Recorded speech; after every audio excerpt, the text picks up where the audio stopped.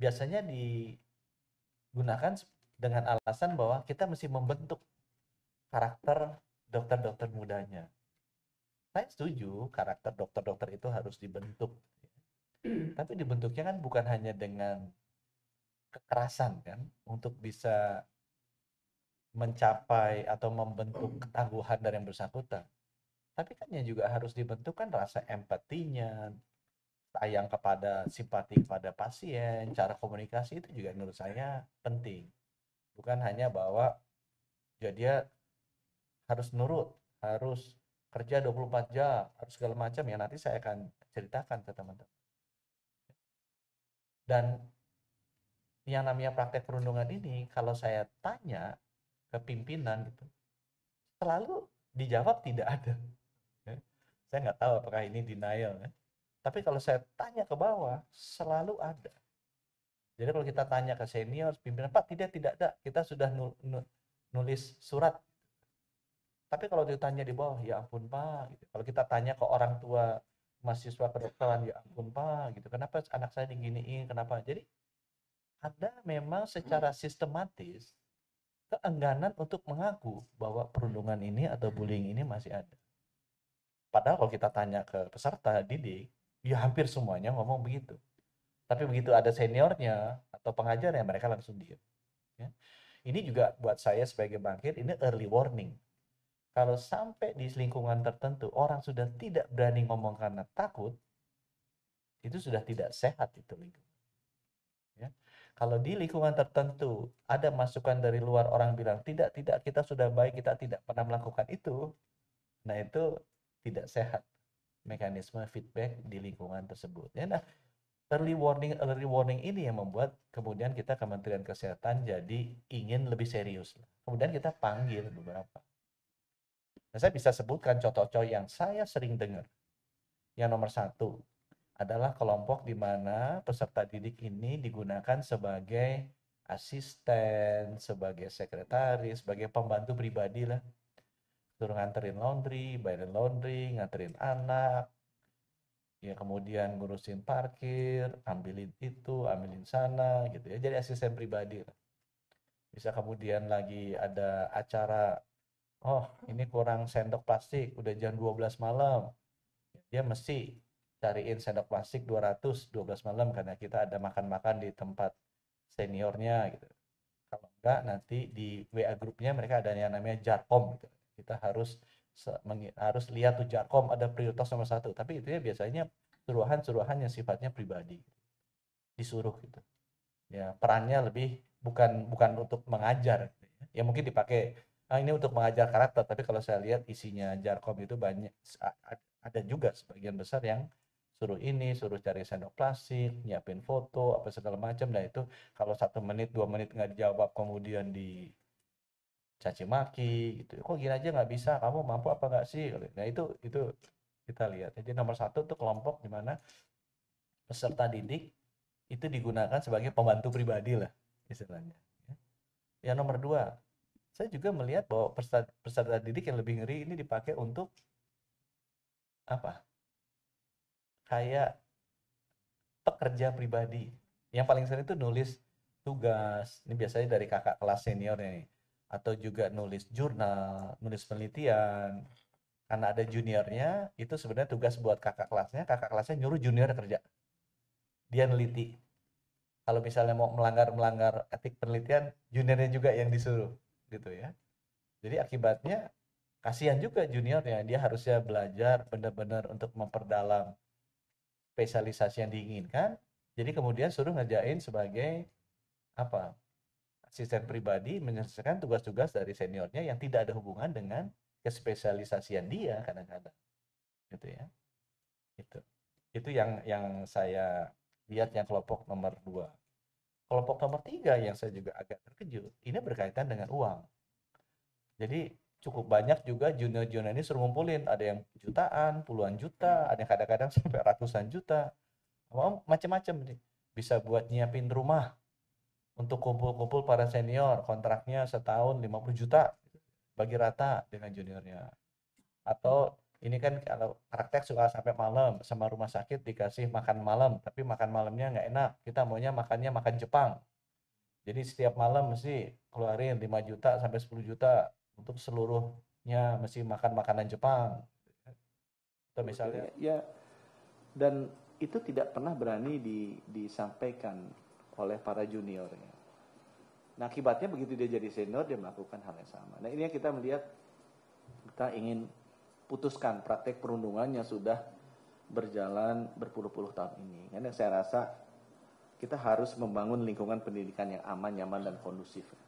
Apalagi kan pendidikan dokter spesialis, kalau saya bayangkan di luar negeri kan sejak digaji. Kenapa? Karena mereka bekerja. Kalau di sini kenapa nggak digaji ya? Karena dia nggak kerja ya, kerjanya ngambilin Starbucks, mesinin Gojek, ya nyiapin sendok plastik ya. Saya mengerti kenapa jadi nggak kerja. Gitu ya. Saya juga ada beberapa teman yang mengambil spesialisasi di luar negeri, kemudian mengambil spesialisasi di dalam negeri. Ya. Kalau di luar negeri dia bilang ya kerja pak. Kalau dalam negeri kita tahun pertama jadi keset, ini istilah mereka tuh, keset. Jadi mesti jadi keset dari konsulen dan senior-senior. Ini saya rasa harus kita perbaiki.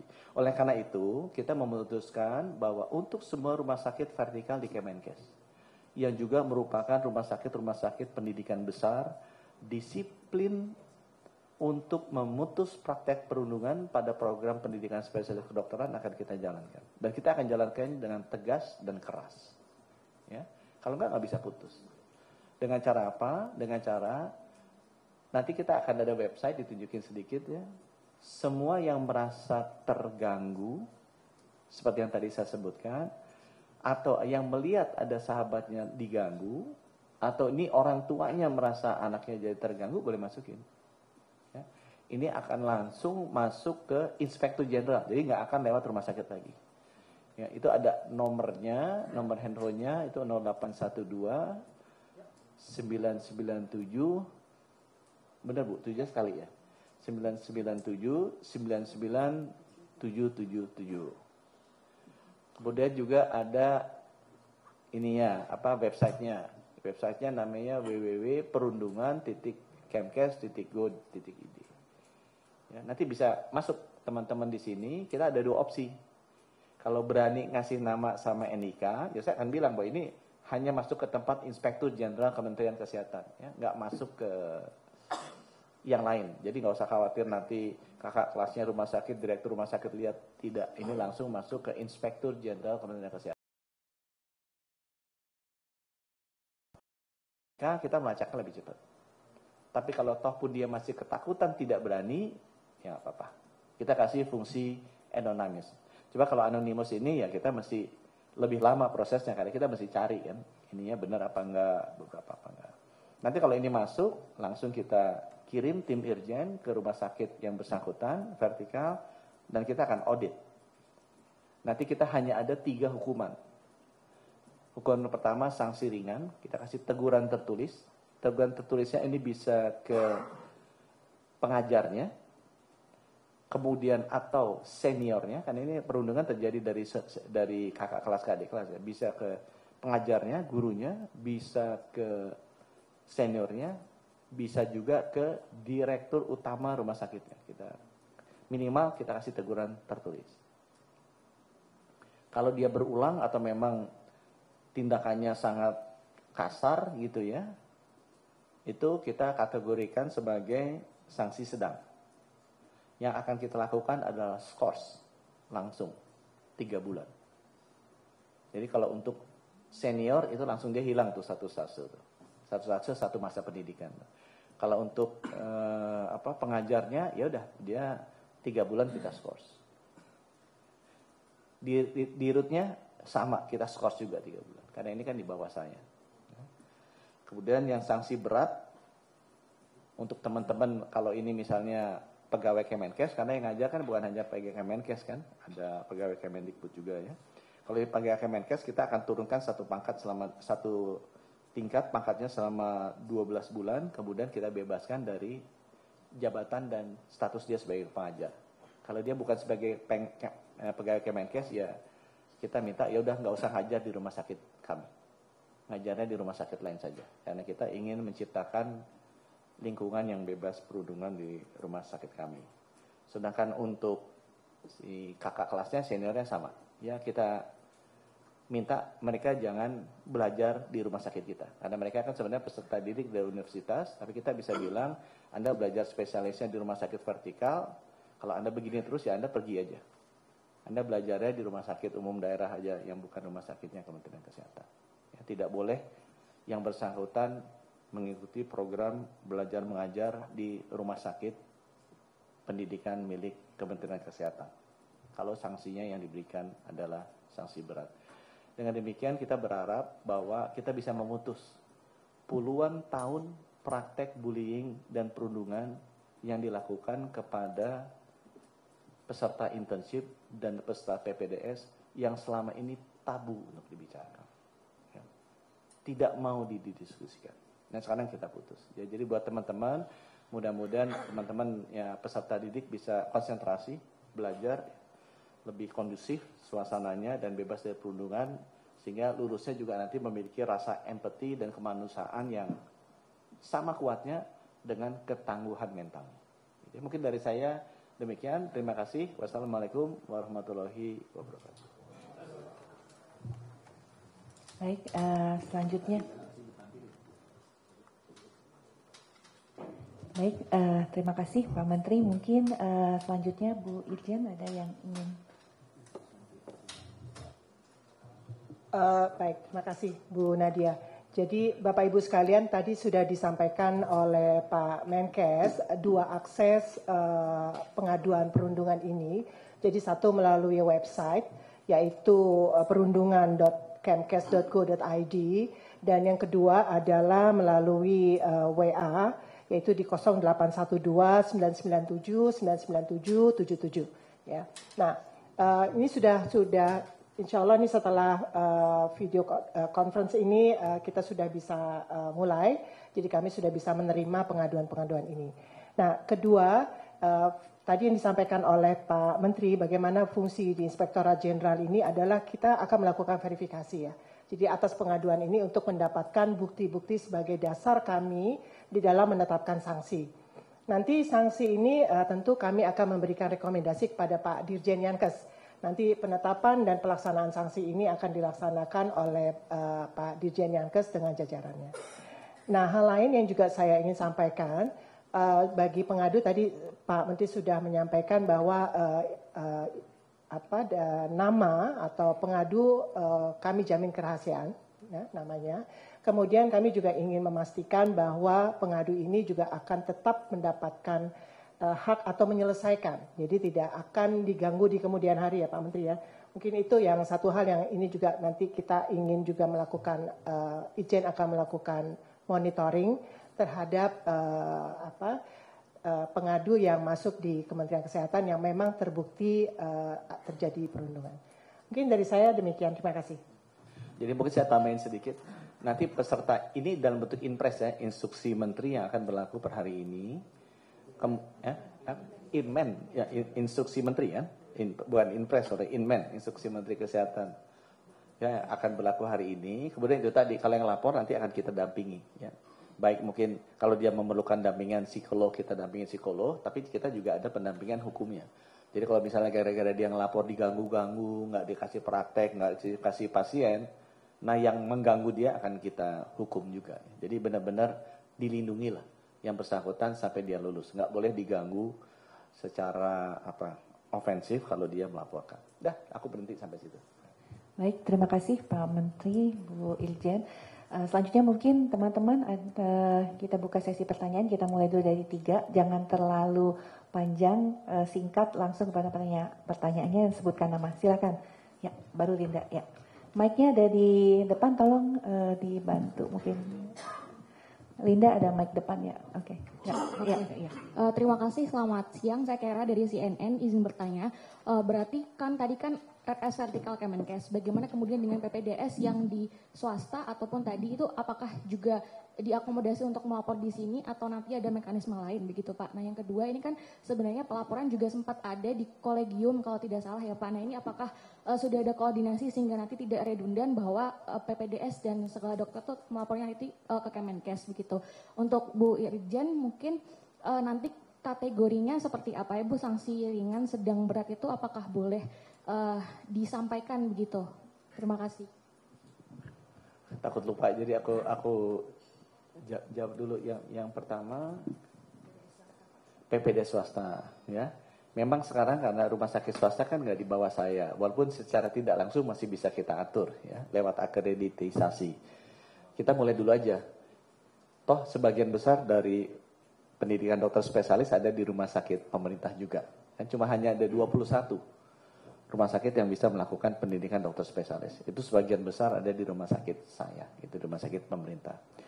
Kemudian yang nomor 2 tadi pertanyaannya, pelaporannya ya. Nanti begitu semua yang kita kasih nih sanksi ringan, sedang, berat, kita sesikan ke MKEK, MKDKI dan kolegium. Ya, jadi kita kirimkan. Nih kan kolegium yang atur pendidikan kan, jadi kita tahu tuh siapa gurunya yang memang melakukan tindakan bullying yang tidak proper. Kita juga sampaikan itu ke majelis kode etik dan kita juga sampaikan itu majelis disiplin, jadi tahu mereka bahwa ini adalah orang-orang yang memang melakukan tindakan-tindakan yang tidak proper. Gitu ya. Yang ketiga Ibu Irjen ya kayaknya ya.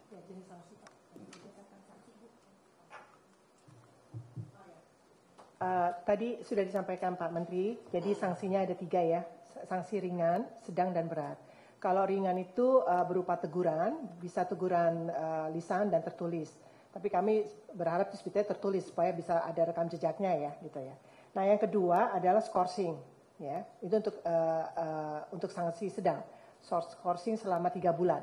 Dan yang untuk sanksi berat ini ada bisa penurunan pangkat dan lebih rendah ya. Kemudian atau diturunkan dari jabatan ya selama atau di pemberhentian sementara selama 12 bulan 1 tahun. Dan di rootnya juga akan mendapatkan teguran tentunya sebagai pimpinan dari rumah sakit vertikal tersebut.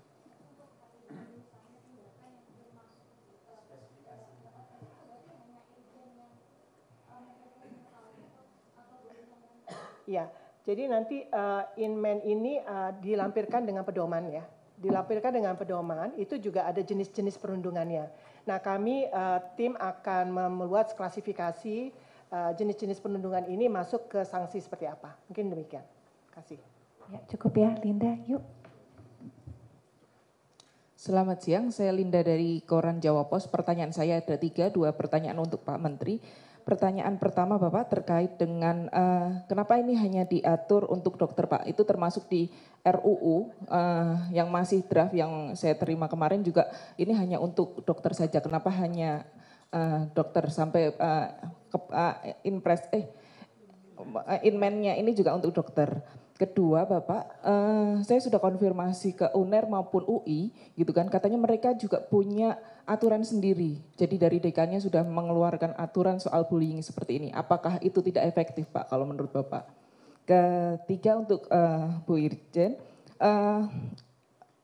ini yang akan melakukan investigasi itu apakah ada tim khusus Ibu atau seperti apa? Terima kasih. Ya, silakan Pak. Yang pertama mengenai ini, apa? Kenapa hanya dokter? Yang kita dengar di situ paling banyak yang terjadinya. Jadi saya tidak mendengar itu di pendidikan bidan perawat itu terjadi. Ya kalau di dokter itu ada Instagramnya, itu PPDS-gram itu bisa dilihat itu banyak sekali. Ya. Dan kita sudah panggil juga, bukannya hanya lihat di IG atau media sosial, kita sudah lakukan Zoom call dengan mereka. Dan confirm bahwa hal itu terjadi. Kita sudah bicara banyak dengan orang tua yang anaknya ambil spesialis.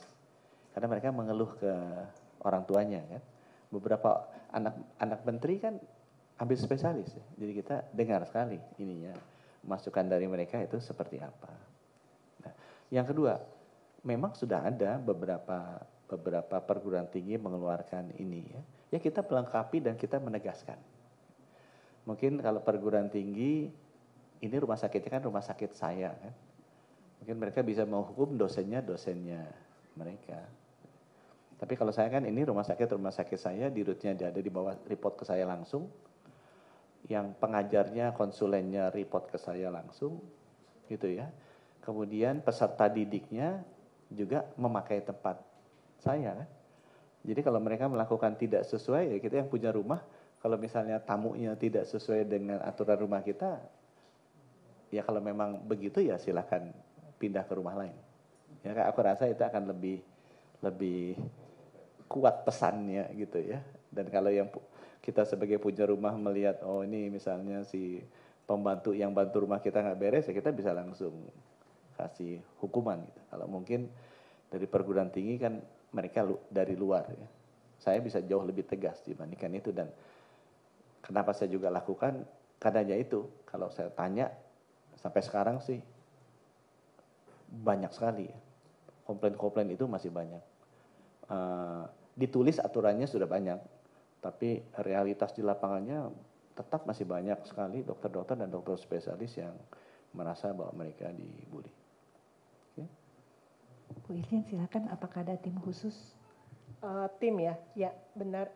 Kita kan nanti bentuk tim khusus, tentu tidak hanya terdiri dari Ijen yang sebagian besar adalah auditor, tetapi kami akan juga melibatkan yang pengelola SDM, ya, kemudian hukum, gitu ya, seperti itu. Baik. Pertanyaan ketiga mungkin dari sisi sebelah kanan saya ada? Ya, silakan. Mic-nya digeser, Di, tolong.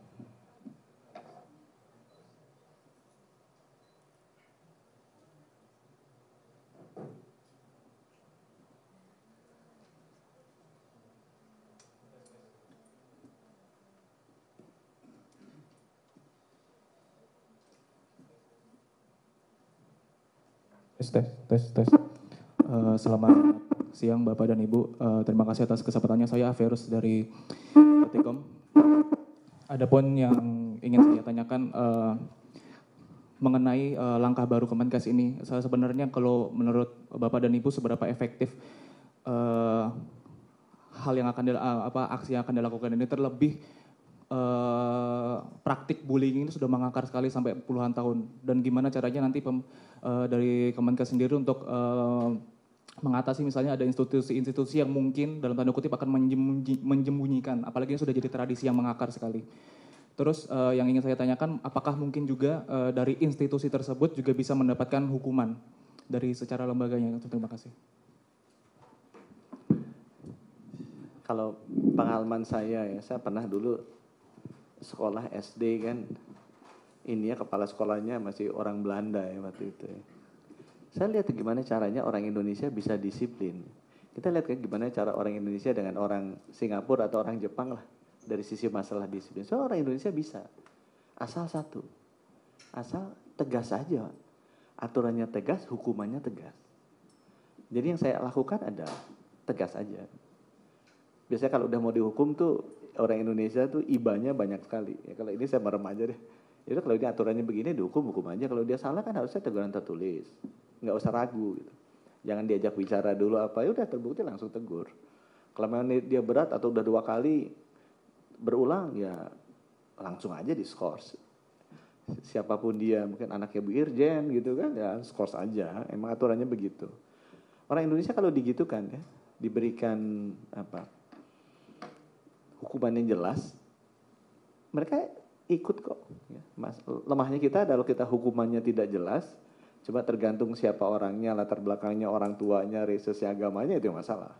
Itu yang masalah. Tapi selama ini ya hukumannya jelas, orang Indonesia bisa sedisiplin orang. Kalau dia di Singapura atau di Jepang ya dia bisa menjadi orang yang sangat disiplin juga. Jadi saya melihatnya begitu. Kemudian yang kedua, ya saya hanya akan bisa mengatur yang saya bisa atur. Ya. Itu tadi misalnya peserta didik kan bukan anggotanya sivitas rumah sakit kita secara resmi. Tapi kan dia prakteknya di rumah sakit kita kan. Jadi kita apakah memecat dia aja sebagai peserta didik atau penurunan pangkat, nggak bisa. Karena secara legal nggak bisa. Tapi saya berhak untuk bilang ya kamu belajarnya jangan di sini. Kamu belajarnya di rumah sakit lain aja.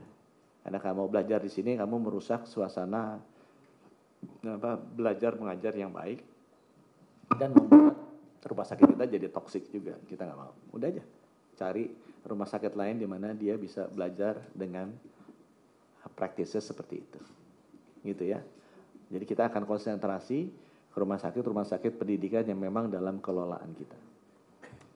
Mudah-mudahan bisa menjadi contoh buat yang lainnya. Silakan.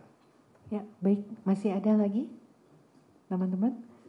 Ya, oke, ini terakhir mungkin ya Pak ya. Kalau ya, silakan. Mic-nya tolong Andi geserin di. Andi, tolong. Siang Pak, saya Dini dari IDN Times.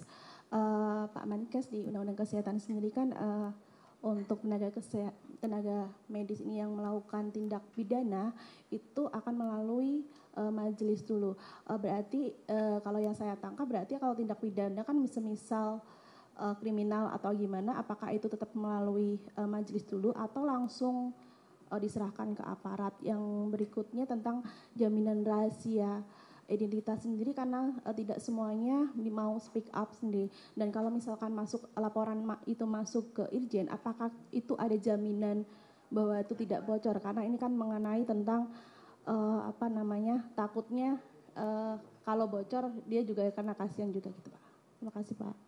Jadi yang kedua ya, karena yang pertama nggak ada hubungannya sama ini ya perundungannya. Tapi yang kedua saya bilang bahwa jaminan itu kita berikan.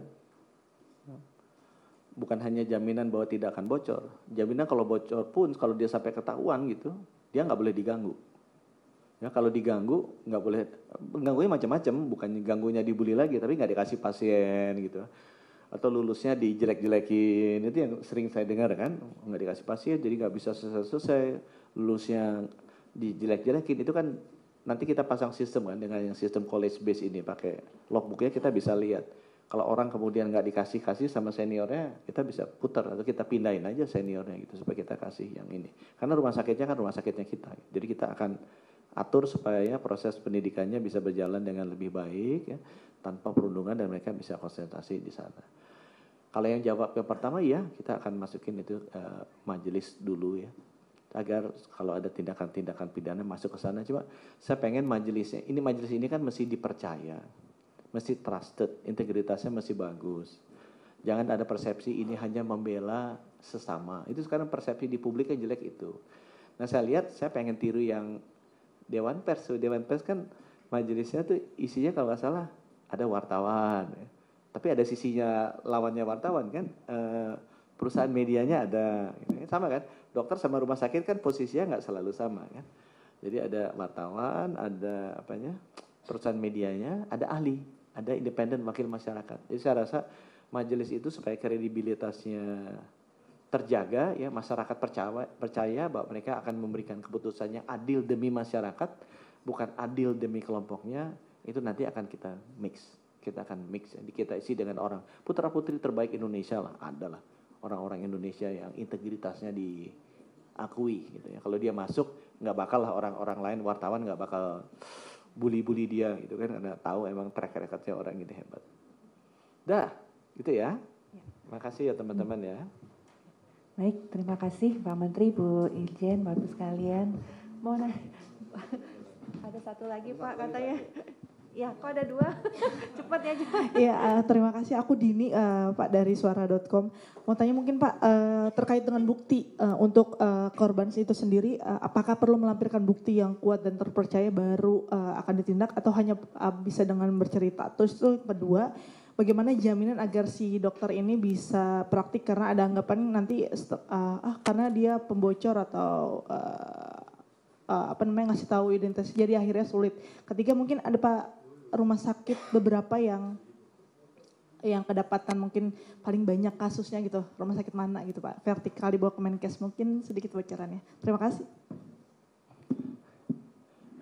Jadi rumah sakit bocoran, aku dengarnya hanya gosip-gosip aja. Kalau nanti kan masukannya formal kan, nanti akan kita jawab lah. Harusnya dalam sebulan 2 bulan ini kita bisa lihat.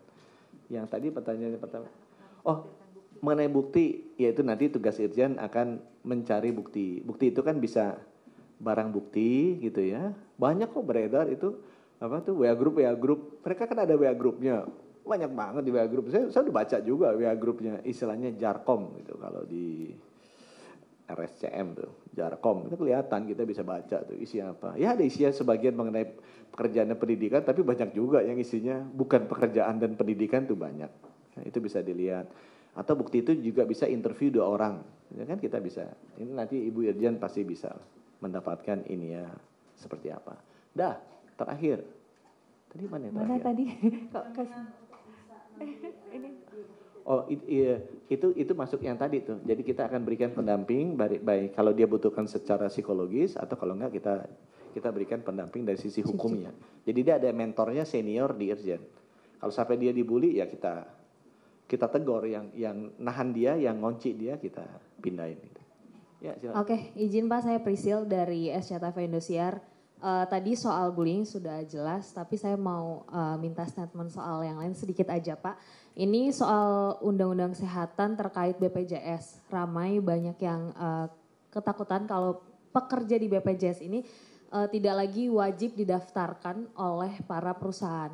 Nah mungkin boleh diluruskan Pak, termasuk bagaimana sistem yang mungkin ada yang berubah ataupun saat ini jadi rancu gitu di tengah-tengah masyarakat. Yang kedua, ini soal kasus gagal ginjal yang sampai saat ini masih dinanti Pak, soal update putusan sidangnya. Kemudian apakah ada kompensasi yang diberikan perusahaan ataupun yang akan ditanggung oleh pemerintah bagi korban sakit ataupun tewas akibat gagal ginjal akut. Terima kasih. Jadi kalau untuk yang pertama setahu saya sih nggak ada perubahan apa-apa ya. Jadi mungkin sumbernya mesti dicek lagi gitu. Kita nggak ada perubahan apa-apa di urusan BPJS. Untuk yang kedua, ini memang ada pembagian tugas ya. Kalau di Kementerian Kesehatan tugas kita adalah untuk menjamin yang bersangkutan mendapatkan jaminan perawatan kesehatan ya sampai seumur hidup sehingga saya ya. Nah, sampai sembuh atau seumur hidup. Dan itu sudah kita berikan. Jadi kalau dari kita sih tugasnya udah selesai ya. Jaminan perawatan kesehatannya sudah akan kita ganti sesuai dengan ini ya BPJS, sesuai dengan BPJS.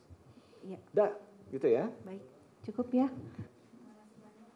Terima kasih banyak Pak Menteri, Bu Irjen, Pak Jubir dan tentunya Pak Direktur serta teman-teman sekalian. Nanti bisa dilihat di instruksi Menteri Dalam Negeri nomor 1351 ya. Instruksi Menteri Dalam Negeri, maaf Pak, Instruksi Menteri Kesehatan, Inmenkes ya Pak. Baik, itu saja mungkin nanti linknya akan kita berikan untuk teman-teman pengutip. Terima kasih banyak. Assalamualaikum warahmatullahi wabarakatuh.